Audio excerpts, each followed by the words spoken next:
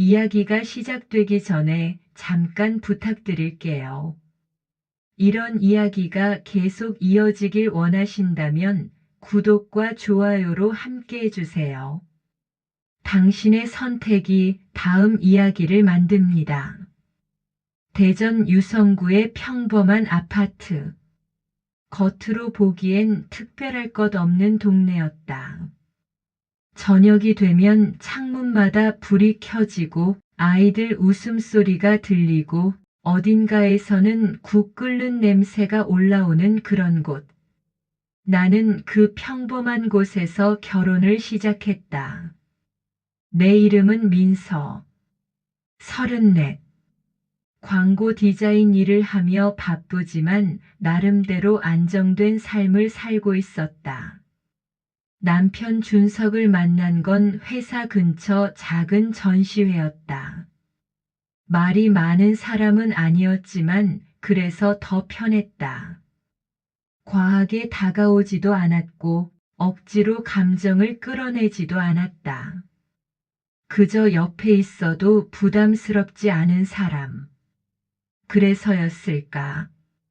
이 사람이라면 괜찮겠다는 생각이 자연스럽게 들었고 그 생각은 결혼까지 이어졌다.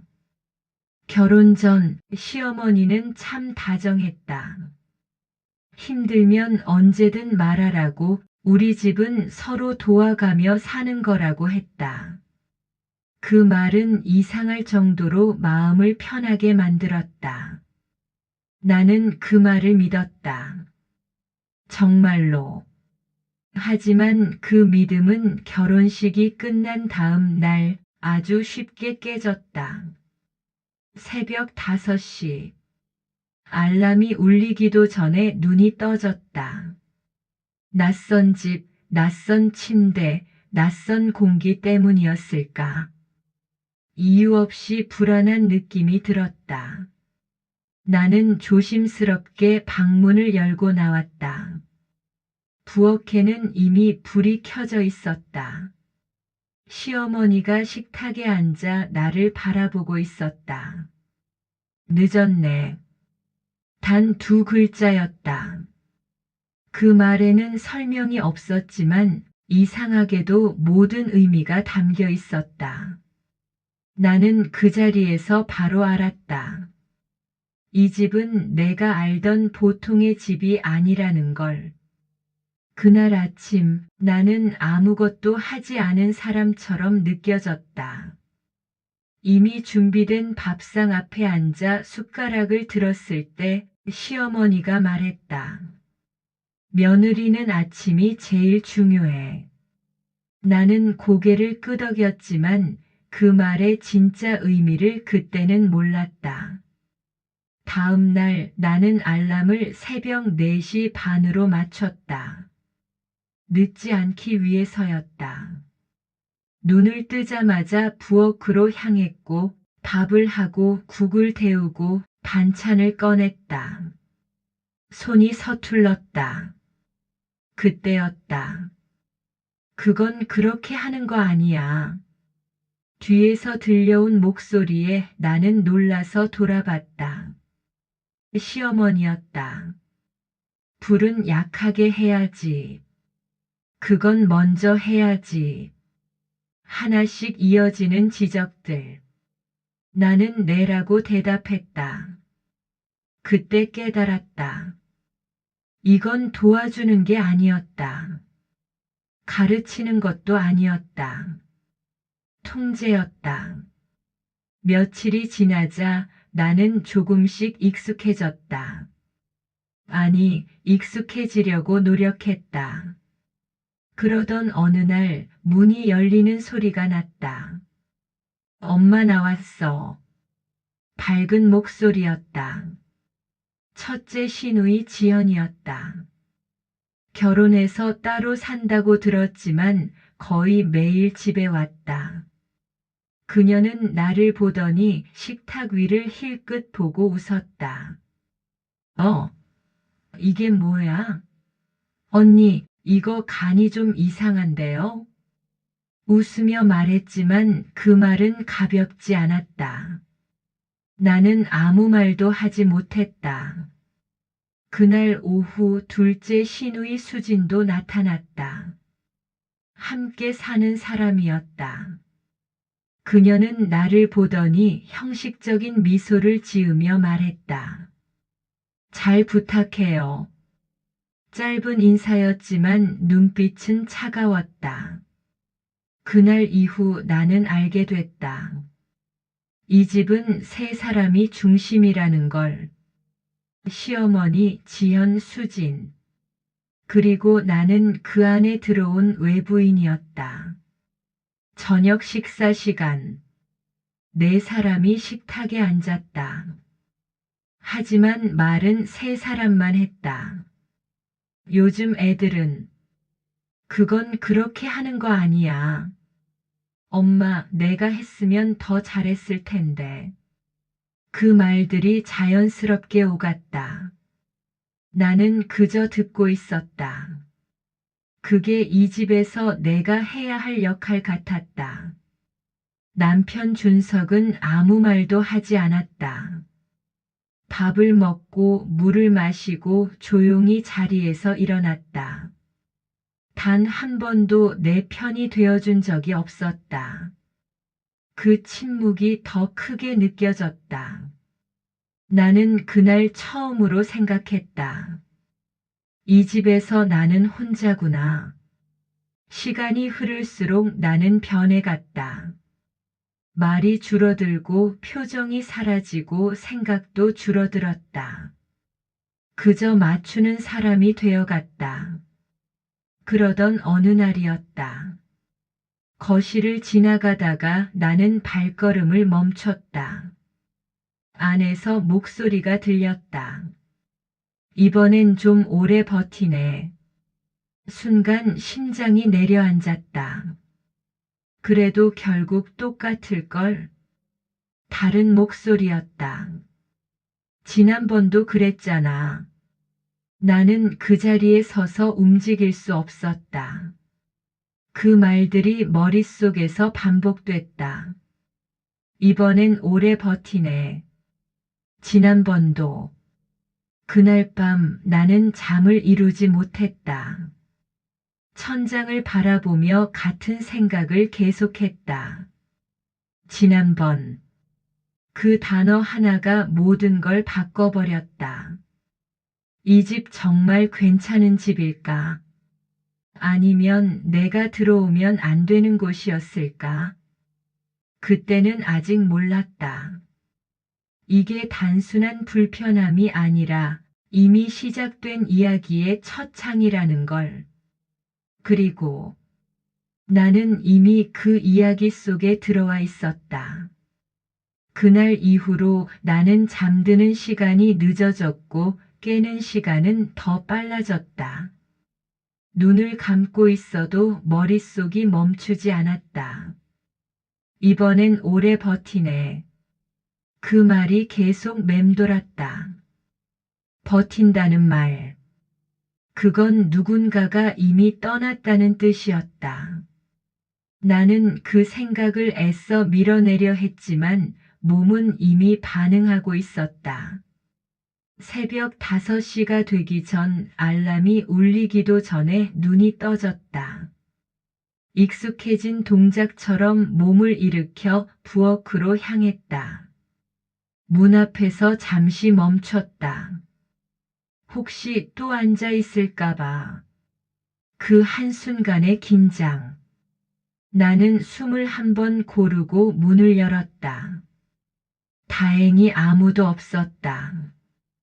그 사실에 안도하는 내가 낯설었다. 나는 조용히 불을 켜고 움직였다. 쌀을 씻고 밥을 올리고 국을 데웠다. 손은 점점 익숙해졌지만 마음은 더 굳어지고 있었다. 아침 식사 시간. 식탁 위의 자리는 늘 같았다. 시어머니는 정면, 지연은 오른쪽, 수지는 왼쪽. 나는 끝자리. 그 자리는 마치 바꿀 수 없는 자리처럼 굳어 있었다.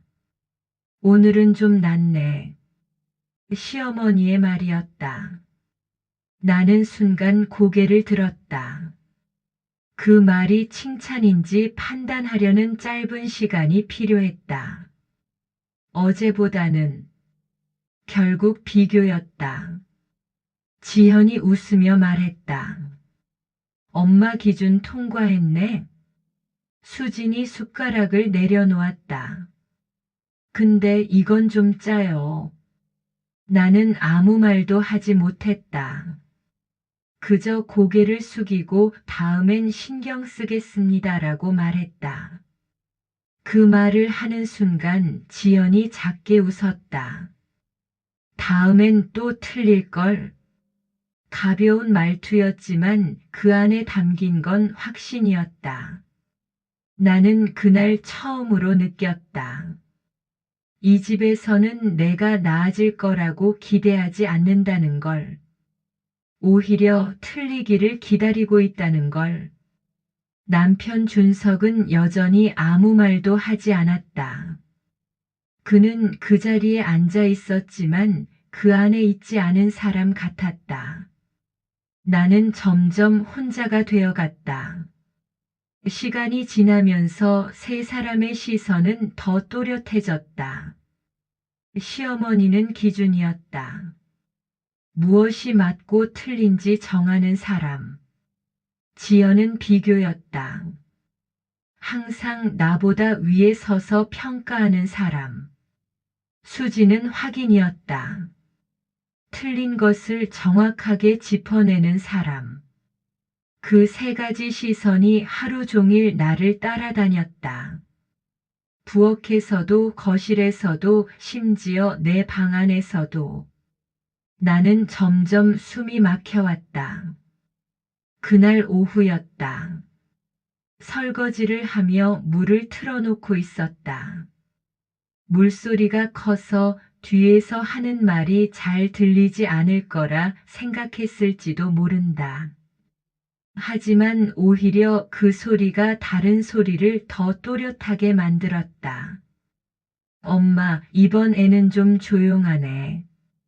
지연의 목소리였다. 나는 손을 멈췄다. 조용한 게 오래가. 시어머니의 말이었다. 그래도 결국 다 똑같잖아요. 수진의 목소리가 이어졌다. 나는 그대로 서 있었다. 물은 계속 흐르고 있었고 손은 멈춰 있었다.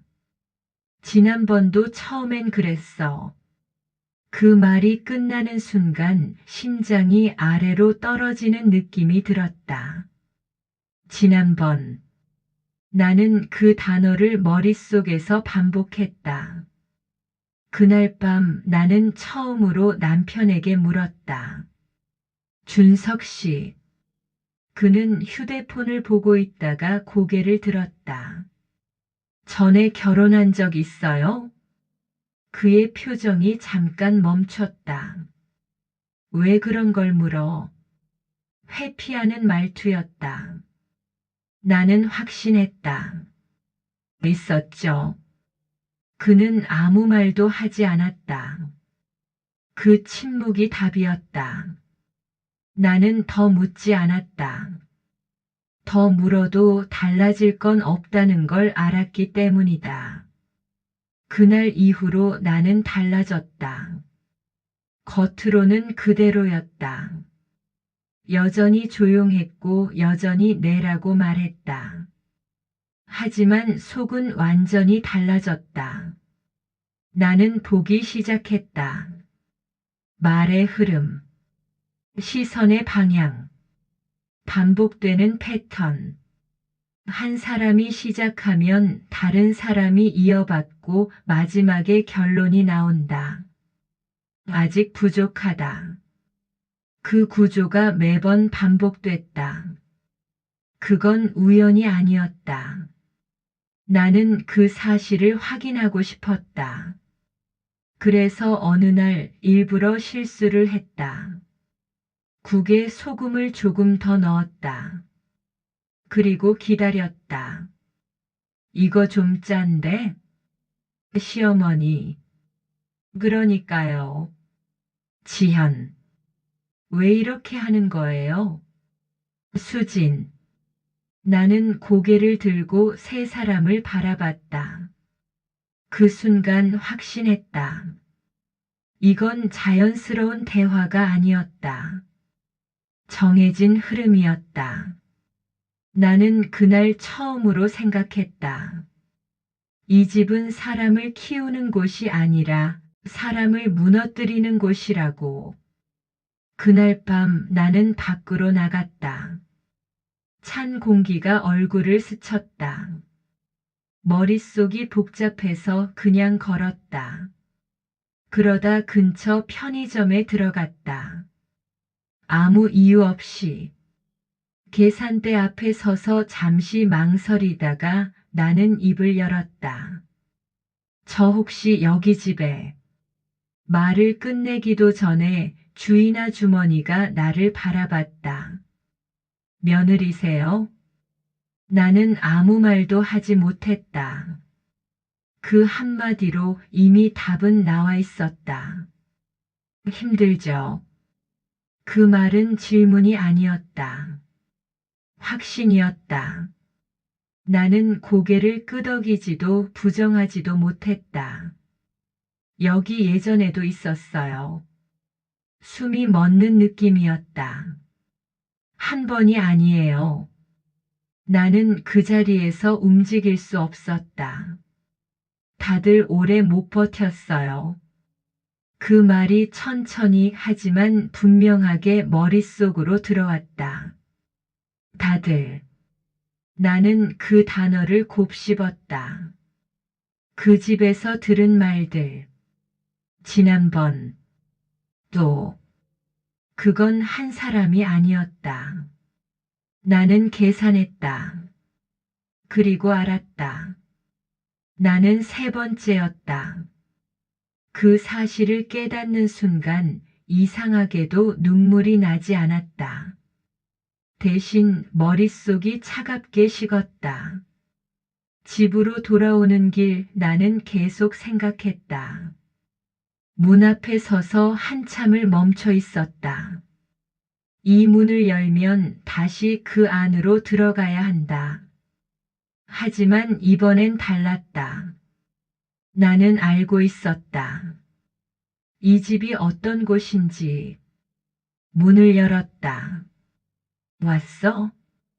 시어머니의 목소리가 들렸다. 나는 평소처럼 고개를 끄덕였다. 겉으로는 아무것도 달라지지 않았다. 하지만 속에서는 이미 모든 게 바뀌어 있었다. 그날 밤 나는 방에 들어와 앉았다. 그리고 휴대폰을 꺼냈다. 한참을 바라봤다. 이걸 해야 할까? 하지만 이미 답은 나와 있었다. 나는 천천히 버튼을 눌렀다. 녹음. 작게 숨을 내쉬었다. 이제 기억만으로는 부족하다. 증거가 필요하다.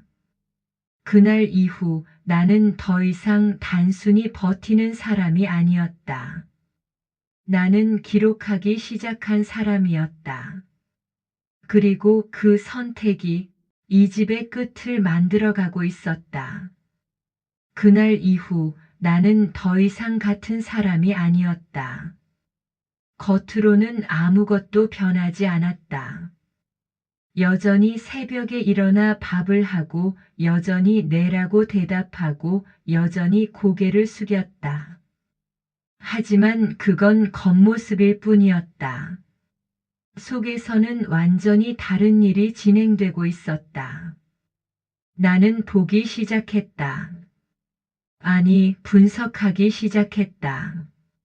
말의 순서, 시선의 방향, 그리고 반복되는 패턴. 이제는 들리지 않던 것들도 들렸다. 이건 왜 이렇게 했어? 시어머니의 말이 시작되면 그러니까요. 지연이 받는다. 기본이 좀 부족한 것 같아요. 수진이 마무리한다. 그 흐름은 단 한 번도 어긋난 적이 없었다. 마치 연습이라도 한 것처럼. 나는 그 장면을 하루에도 몇 번씩 보고 있었다. 그리고 그럴 때마다 내 안에서 무언가가 조금씩 식어갔다.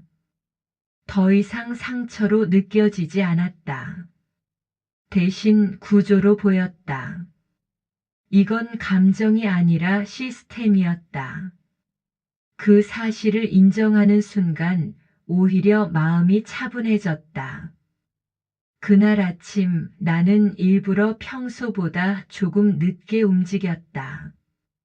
의도적으로. 그리고 부엌에 들어갔다. 시어머니가 이미 앉아 있었다. 늦었네. 똑같은 말. 똑같은 톤. 나는 아무 말도 하지 않았다. 그저 고개를 숙이고 움직였다. 그날은 반찬 하나를 일부러 다르게 했다. 간을 조금 더 세게 했다. 그리고 기다렸다. 식탁 위. 이건 또 왜 이렇게 했어? 시어머니. 엄마, 이건 좀 심한데요? 지현. 언니, 이거 일부러 그런 거 아니에요? 수진. 나는 숟가락을 내려놓고 세 사람을 바라봤다. 그들은 잠시 멈칫했지만 이내 아무 일 없다는 듯 다시 움직였다. 그 순간 확신했다. 이건 단순한 반응이 아니다. 반복된 반응이다. 나는 고개를 숙이고 말했다. 죄송합니다. 다음엔 신경 쓰겠습니다. 그리고 그 순간 휴대폰은 이미 녹음을 하고 있었다. 그날 이후 나는 더 많은 것들을 기록하기 시작했다. 아침 식사, 저녁 식사, 거실 대화, 심지어 짧게 스치는 말들까지. 작은 것 하나도 놓치지 않았다. 이번엔 얼마나 버틸까? 그 말이 녹음되는 순간 나는 손을 멈췄다. 그리고 천천히 숨을 내쉬었다. 이제 확실해졌다. 이 집은 사람을 기다리는 집이 아니다. 사람이 무너지기를 기다리는 집이다. 나는 그 사실을 확인해야 했다. 그래서 어느 날 일부러 집 밖으로 나갔다. 아무 일 없는 척 평소처럼. 그리고 다시 그 편의점으로 갔다. 문을 열자 아주머니가 나를 알아봤다. 또 왔네. 나는 잠시 망설이다가 물었다. 여기 전에 있던 분들 어디 갔는지 아세요? 아주머니는 한숨을 쉬었다. 다 나갔지 뭐. 그 말은 예상하고 있었지만 막상 들으니 다르게 느껴졌다. 왜요? 내 질문에 아주머니는 나를 한번 바라봤다. 그리고 조용히 말했다. 버티질 못하더라. 나는 아무 말도 하지 못했다. 처음엔 다 괜찮은 줄 알고 들어오는데 몇 달 지나면 다들 얼굴이 변해. 그 말이 가슴에 꽂혔다. 그리고 어느 날 갑자기 없어져. 나는 그 말을 듣고도 아무 반응을 하지 않았다. 그저 고개를 끄덕이고 나왔다.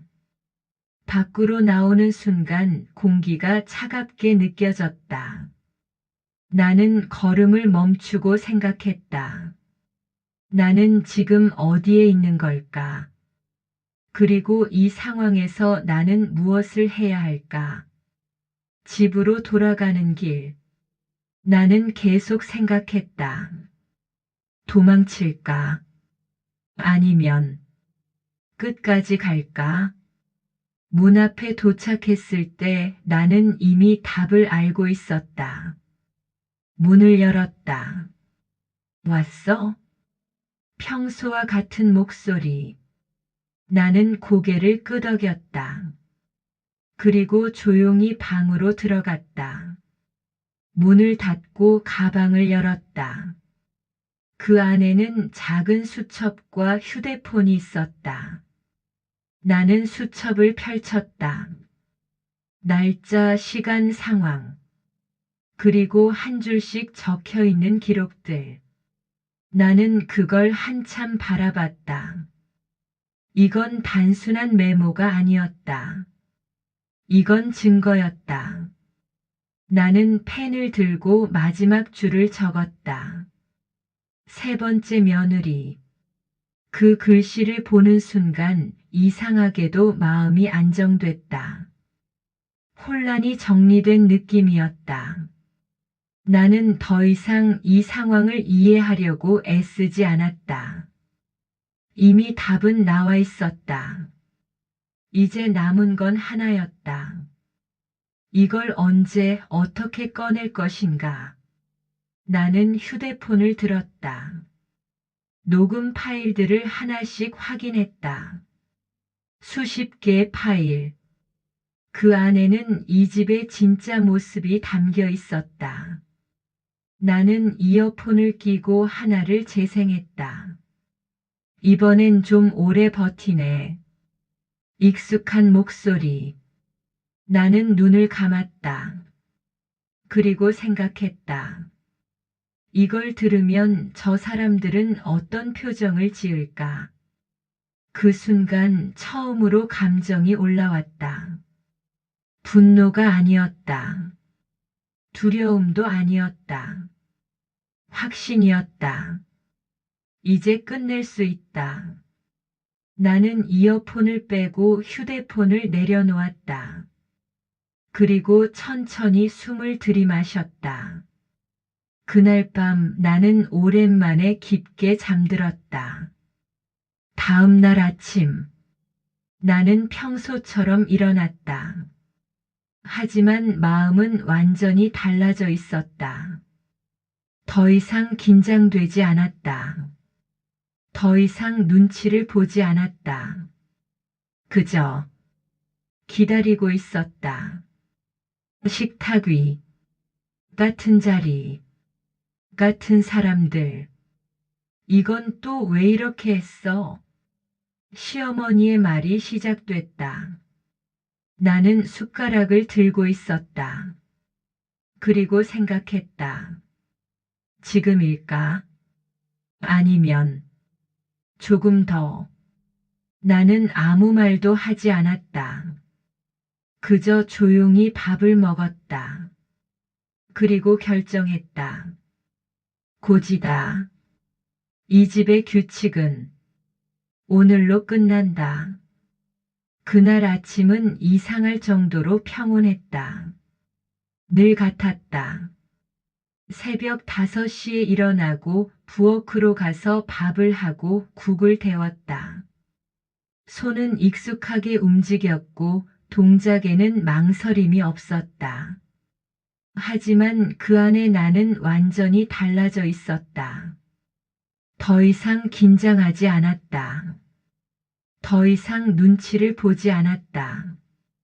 그저 준비가 끝난 사람이었다.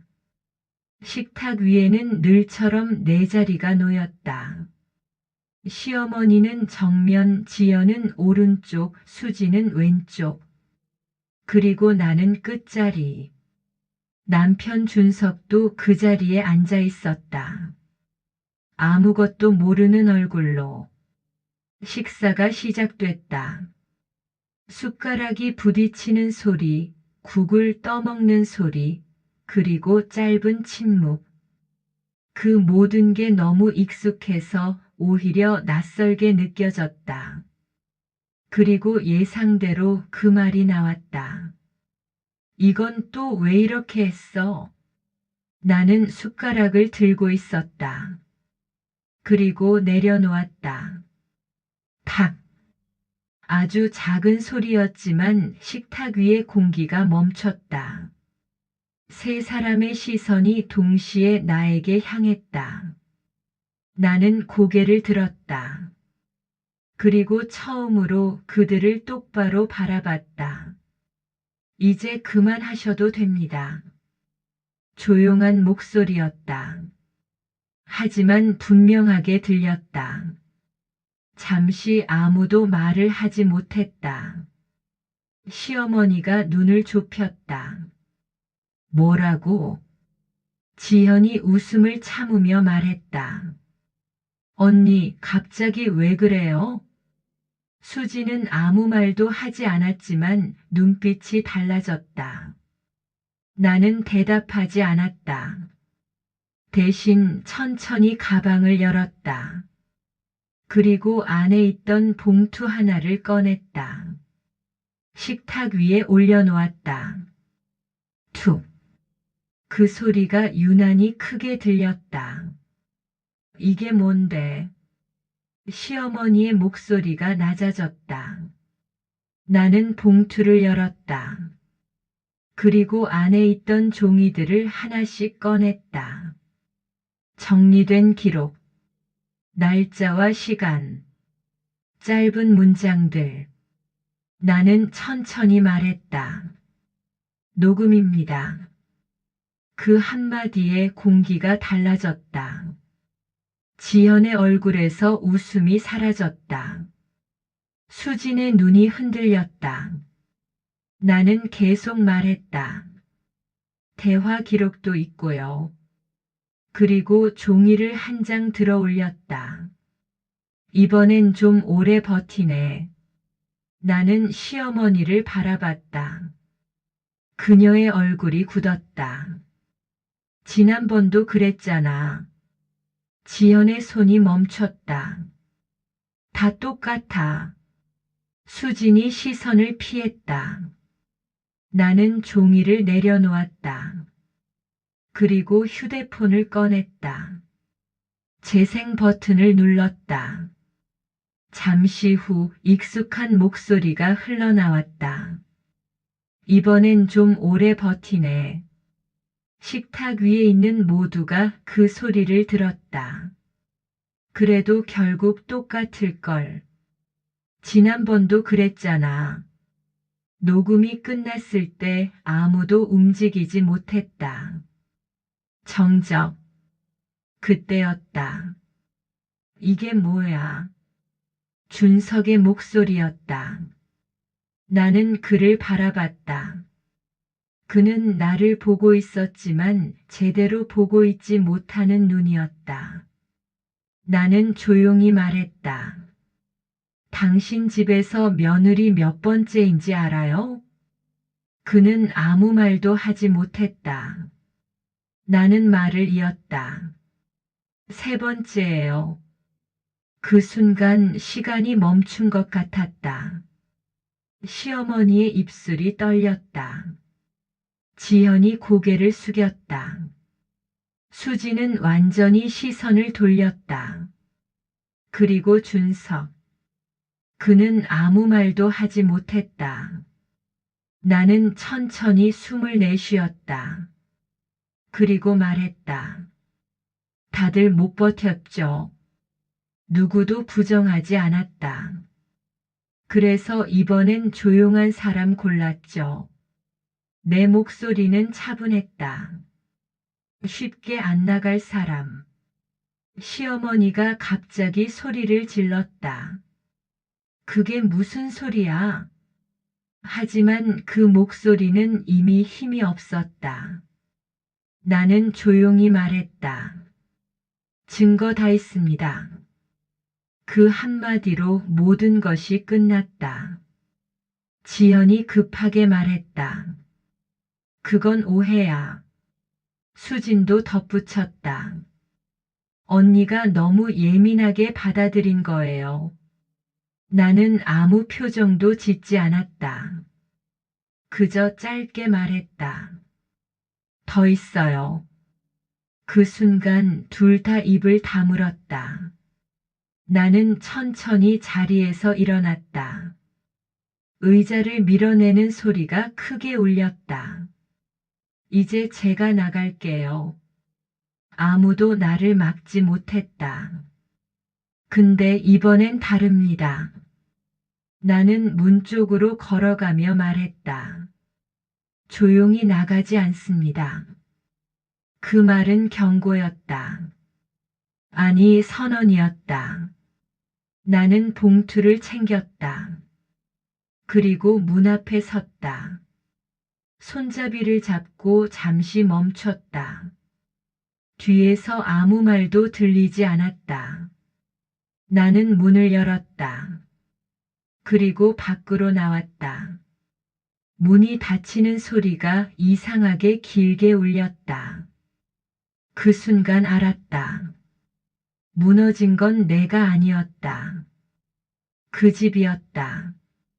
그리고 나는 처음으로 그 집의 규칙에서 벗어났다. 문을 닫고 나왔을 때 나는 한동안 그 자리에 서 있었다. 복도는 조용했고 아무 일도 없었던 것처럼 평범했다. 하지만 내 안에서는 무언가가 완전히 끝나고 있었다.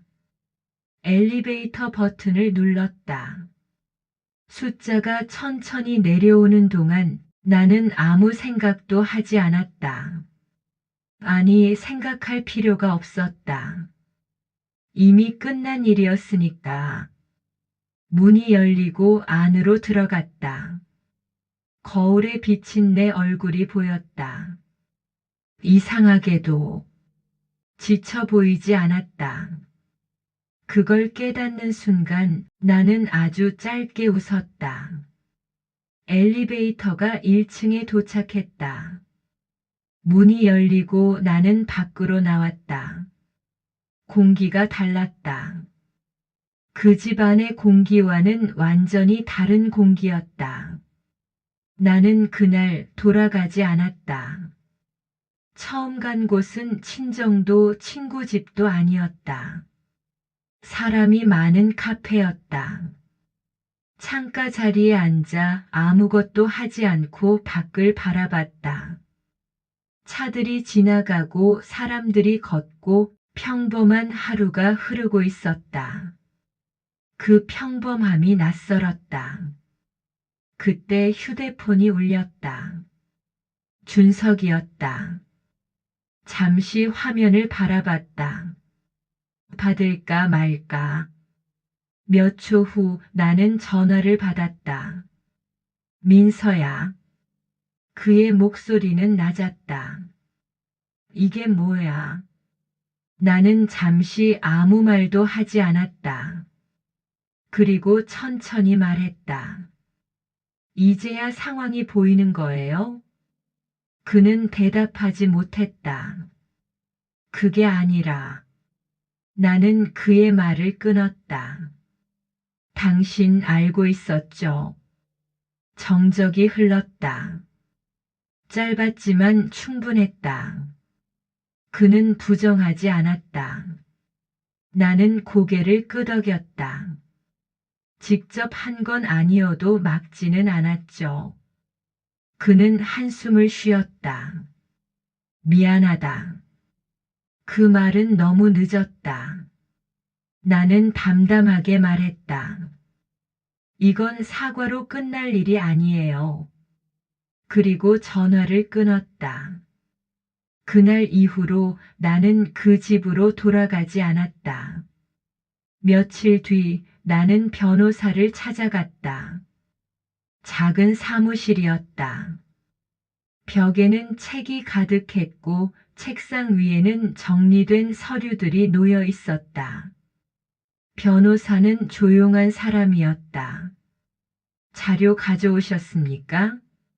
나는 고개를 끄덕이고 가방을 열었다. 녹음 파일, 대화 기록, 수첩.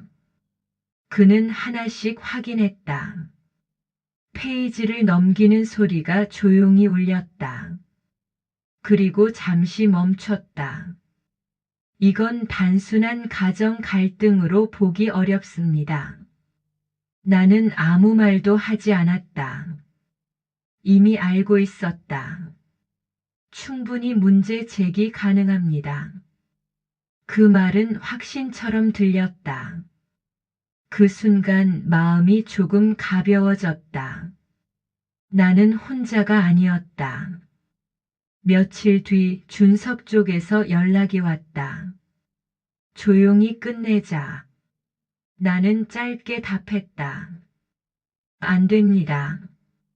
그 이후로는 빠르게 진행됐다. 지연의 남편이 상황을 알게 됐고 수진의 직장에도 소문이 퍼졌다. 그 집안의 균형이 무너지기 시작했다. 그리고 준석. 그는 그 집에서 처음으로 혼자가 됐다. 더 이상 방관자가 아니었다. 그도 그 안의 대상이 되었다. 그는 몇 번 더 연락을 해왔다. 한 번만 만나자.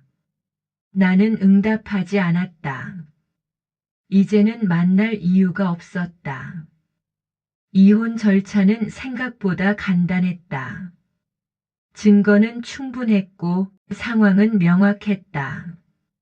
결혼은 빠르게 정리됐다. 서류 한 장으로 시작된 관계는 서류 한 장으로 끝났다. 몇 달이 지났다. 나는 작은 원룸에서 살고 있었다. 크지 않았지만 조용했고 무엇보다 내 공간이었다. 아침이 되면 알람이 울렸다. 하지만 더 이상 억지로 일어나지 않았다. 천천히 눈을 뜨고 내 속도로 움직였다. 그게 이렇게 편한 건지 그때 처음 알았다. 어느 날 거울 앞에 섰다. 한참을 바라봤다. 예전보다 달라진 얼굴. 지쳐 보이지 않았다. 나는 조용히 말했다. 괜찮다. 그 말은 누군가에게 하는 말이 아니라 나 자신에게 하는 말이었다. 그 집은 어떻게 됐을까? 가끔 생각이 스쳤다. 하지만 확인하지 않았다. 이제는 알 필요가 없었기 때문이다. 사람은 집을 선택한다. 하지만 그 집이 사람을 무너뜨리려 할 때 그 선택을 되돌릴 용기도 필요하다. 나는 그 선택을 했다. 그리고 그 선택은 내 삶을 다시 시작하게 만들었다. 그 집의 규칙은 끝났다. 그리고 나는 그 규칙 밖에서 처음으로 살아가기 시작했다. 여러분이라면 이 상황에서 어떤 선택을 하셨을까요? 댓글로 여러분의 생각을 남겨주세요. 그리고 다음 이야기도 놓치지 않으시려면 구독과 좋아요 부탁드립니다.